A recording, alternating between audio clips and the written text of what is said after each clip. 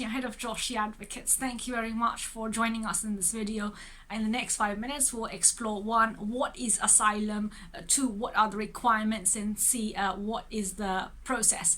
So 1, asylum is where you are saying, I'm afraid to return to the country of my nationality because of my protected characteristics, which is, for example, religious belief, political association, sexual orientation, and other aspects which may be relevant to your particular country of nationality, where if you were to go and live there, your life would be harmed. So now in asylum in the UK, there is something called legal aid, where your lawyer is paid by the government, right? Joshi Advocates is a private law firm. We don't do legal aid. So Google legal aid lawyer and have assistance so you don't bear the financial burden.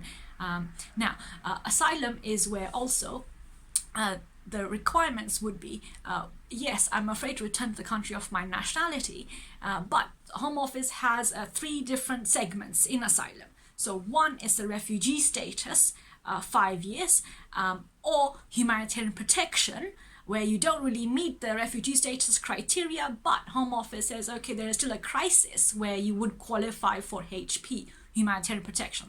Or in the alternative, you don't qualify for refugee or HP, then outside immigration rules on human rights, Home Office will still consider whether to grant you leave to remain.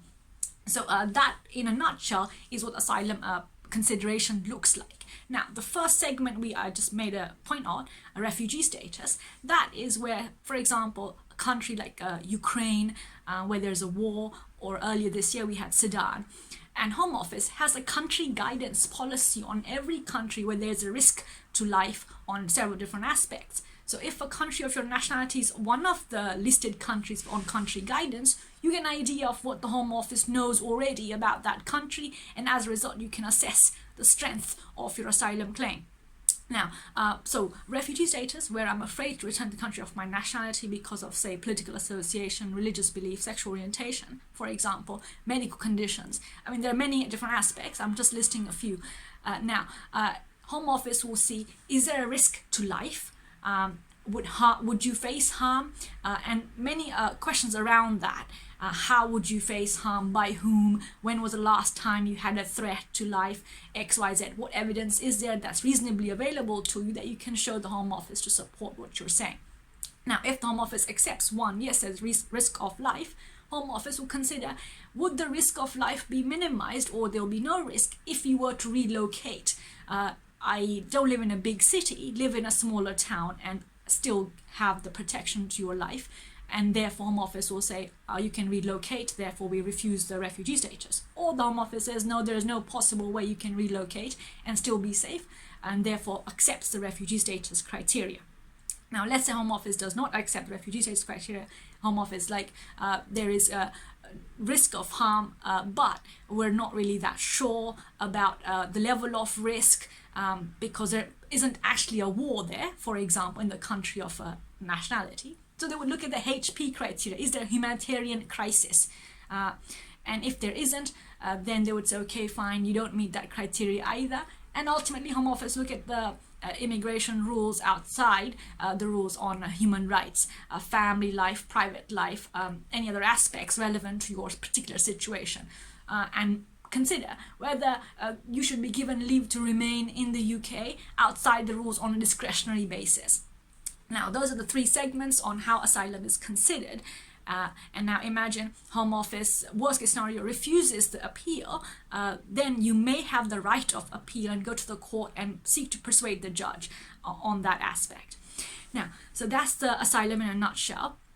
How to claim it, there's a number, I'll link in the description box below, to call the Home Office and start the process. Home Office will ask a few questions on the phone, briefly, what is the reason for asylum, your name, date of birth, address. Now, here's a point, if you don't have an address, tell the Home Office that you need accommodation, and Home Office will provide what they can based on availability they have for accommodation.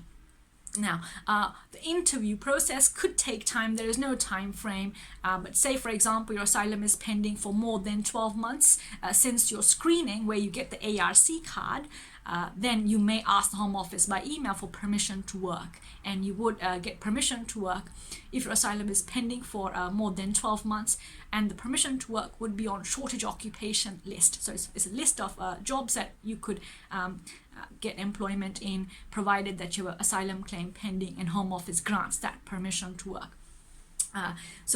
Yes, interview would be about question and answer. So it's not like a police interview where your lawyer can be like, no, don't answer that question. The point is, in asylum, you are the one claiming asylum, so you are the one going to the Home Office saying, help me. And in order for the Home Office to assess what the situation is, there is usually an interview. So there's two interviews: a screening interview, which is brief, 15-20 questions, briefly assessing what's what, and the substantive interview, where they would go into detail about where, when, how, which, why, and XYZ relevant questions to your situation.